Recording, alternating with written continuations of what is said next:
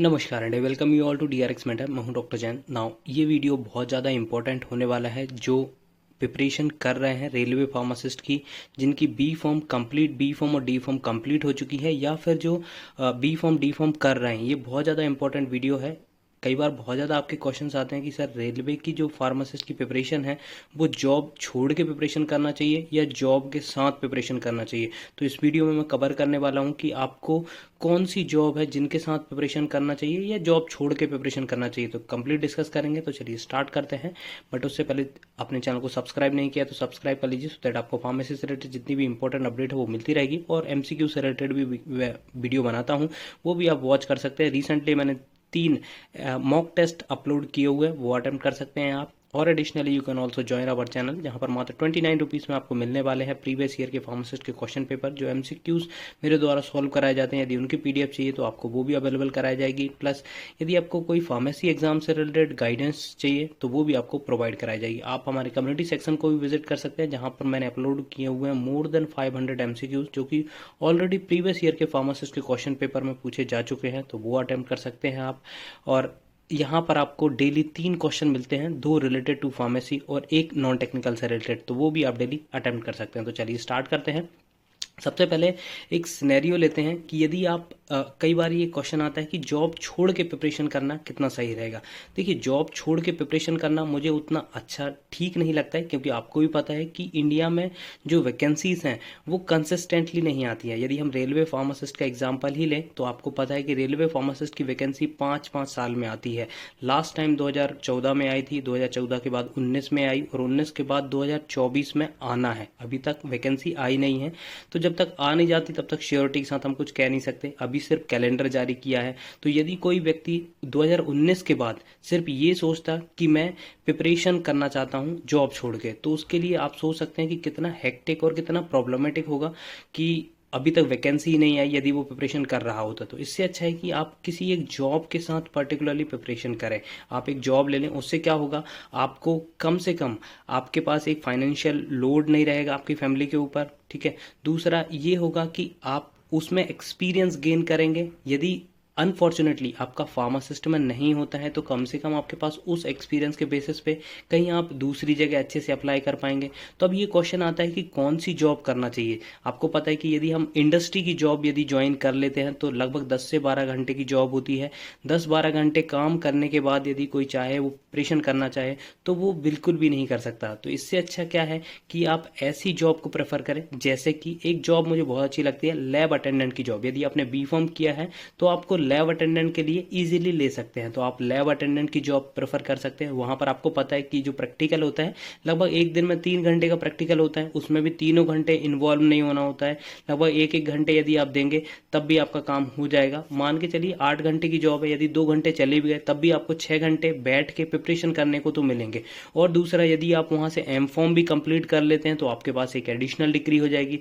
तो आप lab attendant की जॉब चूज कर सकते हैं, जहां पर आपको बहुत ज़्यादा टाइम मिलेगा पढ़ने के लिए। बट इंडस्ट्री से रिलेटेड कोई भी जॉब आप नहीं कर पाएंगे, क्योंकि वहां पर टाइम कंज्यूमिंग जॉब होती है और वहां पर थोड़ा सा फिजिकल वर्क ज़्यादा होता है, जिसके कारण आप प्रिपरेशन नहीं कर पाएंगे। दूसरा क्या कर सकते हैं आप कि आप अच्छे से नोट्स प्रिपेयर करें। जैसे रेलवे फार्मासिस्ट या फिर ESIC, कोई भी फार्मासिस्ट एग्जाम की प्रिपरेशन करना चाहते हैं तो प्रॉपरली नोट्स बनाइए। उन नोट्स की आप वीडियो बनाइए। वो वीडियो बनाने के लिए आपको कोई लैपटॉप या फिर बहुत बड़े सॉफ्टवेयर की ज़रूरत नहीं है। आप ओनली अपने मोबाइल से रिकॉर्ड कर सकते हैं।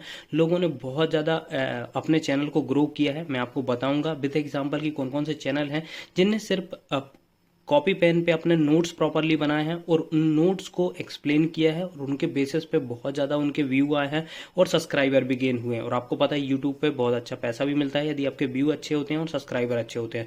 तो आप ऐसा भी कर सकते हैं कि अपना चैनल क्रिएट करें, अच्छे से नोट्स बनाएं और उन नोट्स को एक्सप्लेन करें। ठीक है। तो जैसे कि ये आप एक चैनल देख सकते हैं, फार्मा नोट्स करके है। इनने देखिए कोई भी हाई फाई या फिर इतना कोई प्रोफेशनल नहीं है, ये जस्ट इनने अपने नोट्स अच्छे से बनाए हुए हैं और नोट्स बना के उनको ही एक्सप्लेन किया है। उनको एक्सप्लेन करने के बाद यहाँ पर देखिए आप 2,31,000 सब्सक्राइबर हैं इनके। दूसरा एक चैनल है केयरवेल फार्मा। यहाँ पर आप देख सकते हैं जो केयरवेल फार्मा का एक चैनल है, इसमें लगभग 4,81,000 सब्सक्राइबर हैं यहाँ पर इनके।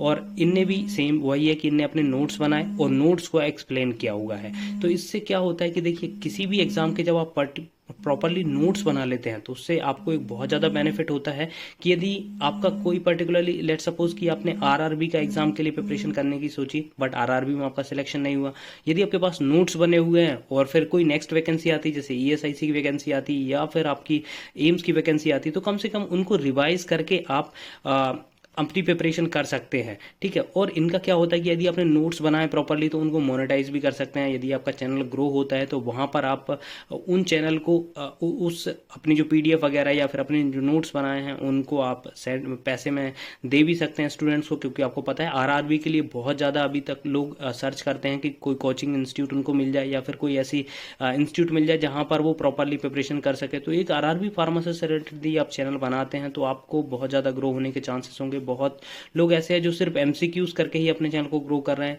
और बहुत ज़्यादा नोट्स के लिए भी डिमांड्स होती है, तो आप प्रॉपरली नोट्स बना के उनको मोनेटाइज कर सकते हैं अपने नोट्स को और अच्छे से उनको एक्सप्लेन करके अपने चैनल को भी ग्रो कर सकते हैं। देखिए, यदि आपका कहीं आपने इतना सब कुछ किया, आपका चैनल भी ग्रो हो गया और यदि आपका फार्मासिस्ट में एग्जाम क्लियर नहीं हुआ तो बट आपके पास जो नोट्स हैं और आपके पास जो नॉलेज है उसके बेसिस पे आप कोचिंग वालों को अप्रोच कर सकते हैं। यदि आपको पढ़ाने का तरीका उनको अच्छा लगेगा तो वो आपको अप्रोच करेंगे और वो अपनी कोचिंग में भी ले लेंगे। और आपको भी पता है आजकल कोचिंग जो होती हैं वो बहुत अच्छा पैकेज ऑफर करती हैं जो भी टीचर्स वगैरह होते हैं उनके लिए। तो ये एक बहुत अच्छी अपॉर्चुनिटी है यदि आप इसको गेन कर सके, क्योंकि अभी आरआरबी की एग्जाम आई नहीं है तो लगभग 5 से 6 महीने का टाइम है। यदि आप आरआरबी पे रिलेटेड नोट्स और एमसीक्यूज बनाते हैं वीडियो तो आपके लिए बहुत ज़्यादा इंपॉर्टेंट होगा और इसके साथ आपकी प्रिपरेशन भी होगी। ऐसा नहीं होगा कि आपको इसमें कोई लॉस होगा, इसमें बहुत ज़्यादा फायदा होने वाला है। तो आई होप ये इन्फॉर्मेशन आपको अच्छी लगी होगी। कमेंट करके ज़रूर बताइएगा कि इन्फॉर्मेशन कैसे लगी। नमस्कार।